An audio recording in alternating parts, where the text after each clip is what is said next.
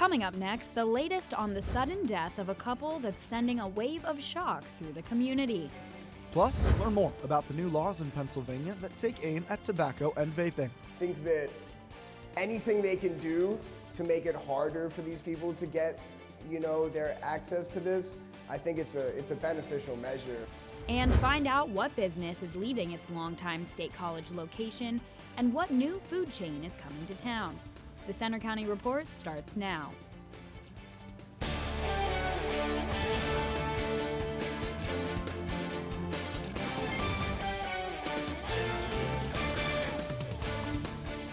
Good afternoon, I'm Fiona Dager. And I'm Brian McLaughlin. Thanks for joining us. Police have identified a couple found dead in their State College home, but they still don't know how they died. Police found the man and woman dead on Wednesday at their home on West Prospect Avenue. They're identified as 75-year-old Hal Haylock and 71-year-old Natalie Haylock. Police say the investigation continues into how they died, but they say no foul play is suspected. They were well known in the community. Hal was a substitute teacher in the area, and they both volunteered at local events for decades. The impeachment proceedings against President Trump are quickly heading toward a full House vote before Christmas. Next Monday, the House Judiciary Committee will receive a report outlining the findings against the president. And a committee vote could also happen next week. House Speaker Nancy Pelosi said yesterday Trump, quote, leaves us no choice but to act quickly. Trump and leading Republicans slammed the move, calling it a sham and a hoax. The head of Penn State's Presidential Leadership Academy says it's important to listen and understand both sides of the issue. You need to hear someone else's perspective that's different from your own to really fully understand where both sides are coming from. I think we need that more in our country right now. Drafting articles of impeachment is a milestone moment. This is only the fourth time in U.S. history that Congress has tried to remove a president. Pennsylvania recently became the 18th state to raise the minimum age to buy tobacco products to 21. Reporter Dylan Huberman takes a closer look. Next July, the legal age to buy cigarettes and other tobacco products will jump from 18 to 21 in Pennsylvania. Governor Wolf signed the new laws last week, which include a ban on e-cigarettes and vaping products, and it prohibits them on school grounds. Penn State student Jeremy Katz believes the new laws are a step in the right direction. Yeah, definitely. I mean, because especially with these companies who are currently under allegations of, specifically marketing to children under the age of 18, specifically marketing to children, I think that anything they can do to make it harder for these people to get, their access to this, I think it's a beneficial measure. It's products like these that won't be flying off the shelves as often now that the new laws prevent minors under the age of 21 from purchasing any tobacco or nicotine products in the state of Pennsylvania. However, for the Illadelph Buy All-in-One Smoke Shop, there are plenty of other ways the store will be able to make money. I think on other vape products that are more expensive, most of my customers are actually over 21 to begin with just because of price points. So let's say an 18-year-old college student might not be able to afford a $150 vape setup to begin with. We asked him if he thinks the new laws will make a difference. He said it's too soon to tell. 50-50, because think of it like this. How long has alcohol been under 21? And teenagers, still manage to get their hands on that. People who are under 21 still manage to get their hands on it. In State College, I'm Dylan Huberman for the Center County Report. Included in the law is an exception for veterans and service members who will only need to be 18 to buy tobacco products when the law takes effect next summer. The governor's administration says a first round of testing drinking water samples in Pennsylvania for toxic chemicals known as PFAS does not show widespread contamination. That's the good news. The bad news, they say one of the 96 sites sampled tested above federal levels, and that site is a manufacturer of electrical components in Center County, although they don't specify which company. Statewide testing began in June and is expected to take a year. And the holidays are here, and many people in Central PA are giving back to their communities. But some people remind us that others need help not just around the holidays, but all year long. Megan Drakis has more. The holiday season, a time for giving and thinking of others. I want to give back, so this is a great way of giving back. Carol Lunkenheimer started volunteering at the State College Food Bank 3 years ago after she moved to Boalsburg from Chicago. She had previously volunteered at her local food pantry there and wanted to continue serving others. And the people here are so generous. In addition to over 120 volunteers, Then, of course, there's Sam's Club and Giant and Walmart and Wegmans, and all these people are donating to us. the State College Food Bank provides for around 325 families every month in addition to other local agencies. One unique feature about the State College Food Bank is the point system they use for their clients. We are fortunate enough to set up our food bank with a client choice prototype where somebody comes in, they meet with a volunteer, and they shop. Instead of giving out pre-packaged boxes like they have in the past, they let their clients choose the food they would like, which has cut down on a large amount of food waste. Recently, donations to the food bank have been pouring in. Everybody is so giving this time of year. One thing that does happen though, after the beginning of the year, everything drops off. But for now, the State College Food Bank has one main mission. We are trying to work to make sure that no one goes hungry. In State College, I'm Megan Drakis for the Center County Report. And although the State College Food Bank is currently well stocked on almost all items, it encourages people to give back to their community all year long. More changes are coming to downtown State College businesses. Qdoba Mexican Eats closed last week with a note hanging on its front door saying the restaurant is shut down for good. According to a Daily Collegian report, the downtown location on West College Avenue was hurt by the addition of a second Qdoba on North Atherton Street. The restaurant had been open downtown since 2004. And 3 national chains, known for soft pretzels, cinnamon rolls, and ice cream, will be available in one place in downtown State College in the new year. A one-stop shop for Annie Ann's, Cinnabon, and Carvel is expected to open doors soon. The storefront will take the place of the now closed Kiwi Yogurt on East College Avenue in either late January or early February. Business and customer demand continues to rise for local homeowners who are renting their houses on Airbnb during football season and for other events. Reporter Katie Park takes a look on this growing trend. State College Airbnb hosts collected more than $2 million in rental revenue during Penn State home football weekends this fall. Hospitality management professor Dr. Daniel Mount says the number of guests who stayed in home shares reached 5 digits in October alone. Home sharing units had about 14,000 occupied units for the month of October. Almost 2,000 of them came during Penn State's Whiteout weekend and spent over $700,000 on Airbnb stays. It was probably the highest revenue generated weekend I've seen. And as more renters take in more money in Center County, Airbnb now collects and remits local taxes from those rentals to match what local hotels pay in transient occupancy taxes. If the hotels are having to pay transient occupancy taxes to help support the municipality they're in, then home sharing units should be expected to do the same thing. Although Airbnb rentals have surged this year, some people, like Airbnb user Alex Myers, still have doubts about the safety of some home shares. What you see online could be totally different from what you get. So whereas a hotel, you'll see more security, more stability, and more truthfulness, because Airbnb is a little bit less regulated because there's just thousands and thousands of homes. But that's not stopping people from using them. Airbnb continues to rise in popularity in our area and nationwide. It recorded a 31% jump in booking value in the first quarter of this year. In State College, I'm Katie Park for the Center County Report. Since June, Airbnb has collected over $1 billion in transient occupancy taxes around the world. Will the temperatures warm up this weekend? Matt's here with our 7-day forecast in just a few minutes. Plus, it's the busiest time of the year for local farms as thousands of families go in search of the perfect tree. Also coming up, a local grocery store is celebrating after a lottery ticket sold there that won a huge jackpot. We'll tell you how much.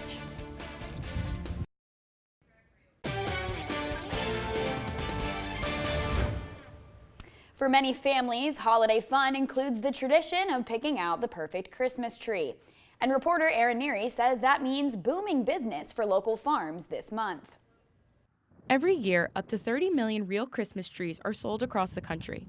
Pennsylvania is one of the top 6 states for producing Christmas trees. For many families in our area, it's a long-time tradition to head to the farm and pick out a holiday tree. Find a tree for somebody and bring in some holiday cheer and something that, you can decorate and look at. Harner Farm in State College is one popular place that's been selling trees for years. Business booms from Thanksgiving on, but this year Thanksgiving fell on a later date. This year it's kind of screwed up with Thanksgiving being as late as it is. Just kind of presses the season. Places like Harner Farm make a big chunk of their annual profit during Christmas tree season, but they rely on other seasons too. Go through the summer with the vegetables, transition to apples, pumpkins, and come around Thanksgiving when the Christmas tree season kicks off. The upcoming weeks will be the busiest for the farm, but with plenty of trees on the lot waiting for families to arrive, they're ready for the rush. So the weekends are busy, and the afternoons from like 4 to 5, when kids get home from school. But this weekend and next weekend will be the 2 real big weekends. In State College, I'm Erin Neary for the Center County Report. Other popular Christmas tree farms in the State College area include Tate, Coons, and Tannenbaum Farms, along with Meyer Dairy. The Polar Express is making a stop in downtown State College both this weekend and next. The event begins tomorrow morning at 11 on South Fraser Street. Kids and their families can enjoy a trolley ride and visit to Santa's workshop, as well as a reading of the Polar Express book. Santa will take pictures with the kids and give them a toy, and it's all free. Other downtown activities include gift wrapping, ornament decorating, and showings of the Polar Express movie at the State Theater. The holiday shopping season is in full swing, and while many people buy gifts at malls and online, a local art shop hopes more people will shop local. It's become a home for local artists in the State College area. Reporter Steven Svitko takes a look. It's often hard for artists to find exposure for their work, especially in a small town like State College. But just down the road in Lamont, the Gallery Shop is giving artists that opportunity year-round. Many of the shop's 50 artists have started their art careers here recently, but others, like woodworker Steve Strauss, have been here since the late 90s. And mainly get into making the shaker boxes, and now I've expanded into a few other things like the clocks and some live edge tables. He crafts these clocks, tables, boxes, and even utensils by hand, and even uses local wood from around the area to add sentimental value to each item. Almost always, pieces that came down in somebody's yard, and they'll call me about, cleaning up their tree. And Tynell, who's does the watercolor. Manager Jenny Conway appreciates how lucky she is to have her job, as well as the talent she is constantly surrounded by. And it's a fun place to be. The energy's good here. Everybody's always happy. For me, it's the best job in the world. Conway wishes more people knew about the shop, especially since it's in a tucked-away part of Center County. But the holiday season is busy, and she couldn't do it without Strauss's help. But he's a hard worker, and he's always producing, and people love his work. The shop sells themed artwork based on the time of year, and the holiday section has always been popular with customers. The Gallery Shop and other local shops hope for a busy weekend as the annual Christmas in Lamont event happens tonight and tomorrow. In Lamont, I'm Steven Svitko for the Center County Report. Right next door to the Gallery Shop is the Art Alliance of Central PA. And anyone interested in learning about visual arts is encouraged to check out their website and register for a class.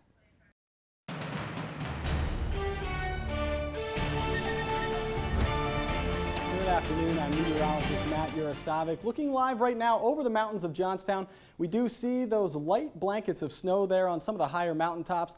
Most of the region just dealing with a mixed bag of precipitation, but the weekend looks dry but chilly. We'll get to that in just a second. Temperatures right around central Pennsylvania right now. 44 in Johnstown, melting some of that snow that we just saw on tops of those mountains. 41 here in State College. As we zoom out a little bit, we can see 48 down there in Philadelphia, that southerly wind bringing up those temperatures just a bit, but mainly hanging in the 40s for today around much of the state.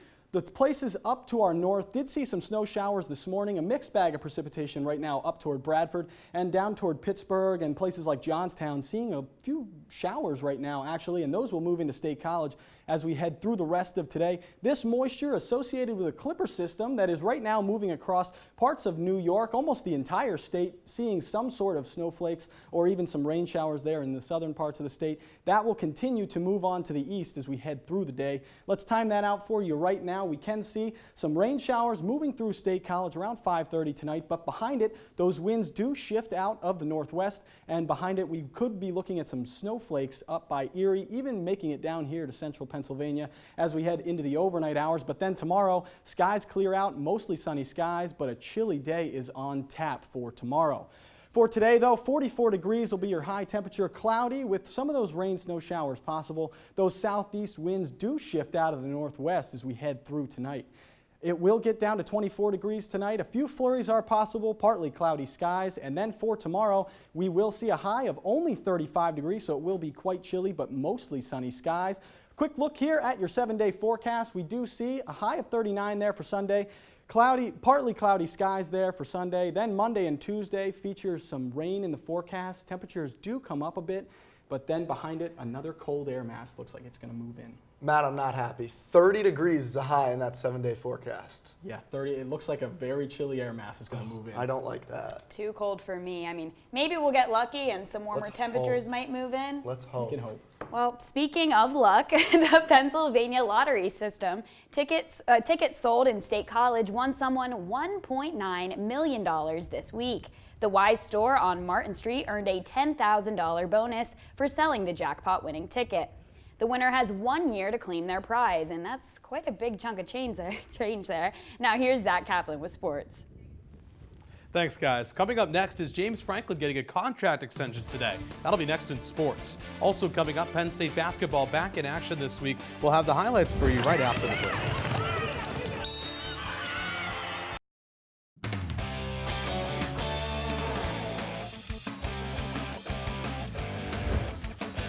Welcome back. I'm Zach Kaplan with sports. We may learn today if Penn State head football coach James Franklin is getting a new contract extension. The compensation committee of the university's board of trustees will have a conference call this afternoon to talk about a personnel matter. It's widely expected to be an extension for Franklin.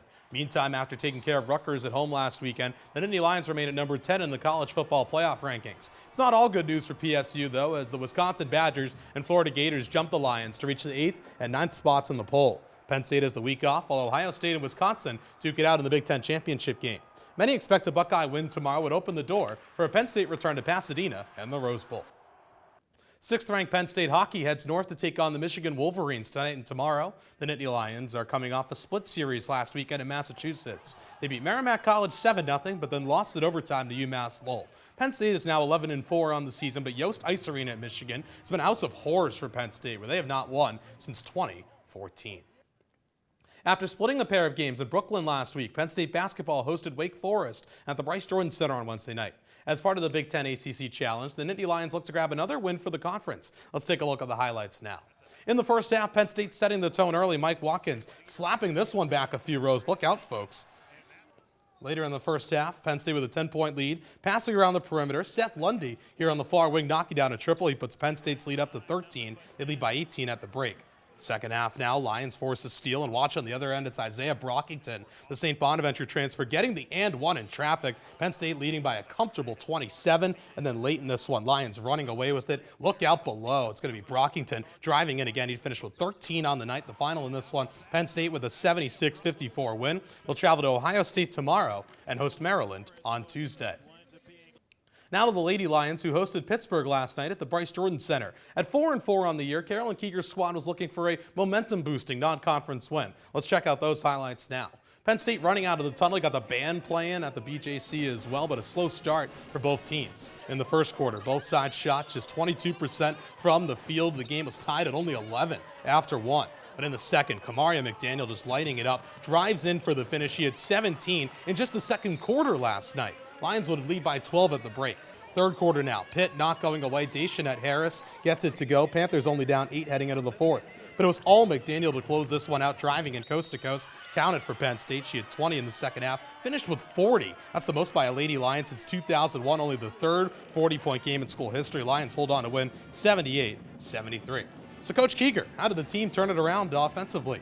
I know turnovers have been something that we've been really paying attention to. So those possessions when we don't have live ball turnovers and we get the shots, it's obviously going to help us down the line. So I would think the biggest thing was our shot selection tonight and our spacing. It's been something we've been working on in practice and knowing when to cut into the gaps and flash because everybody's going to zone us right now. So we got to get better on our zone execution.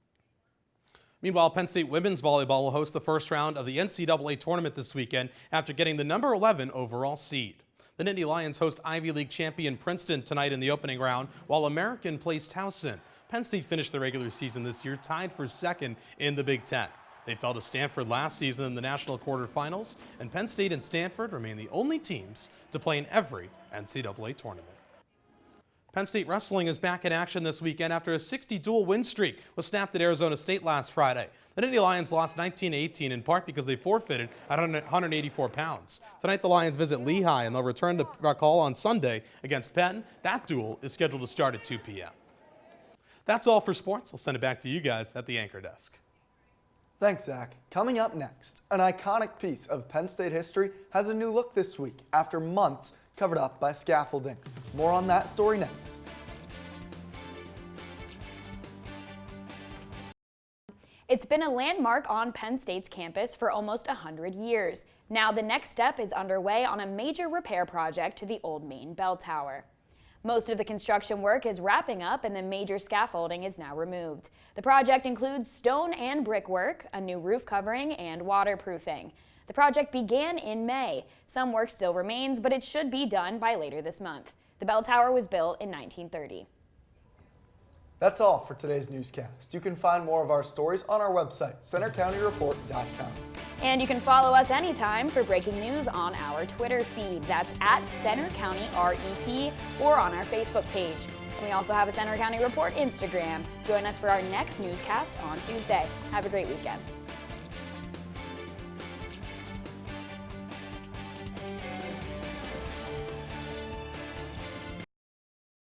We hope you enjoyed watching the video. Be sure to subscribe to our YouTube channel if you did. For the rest of our newscasts and featured stories, click here. And for sports, click here. Have a great day and thanks for watching.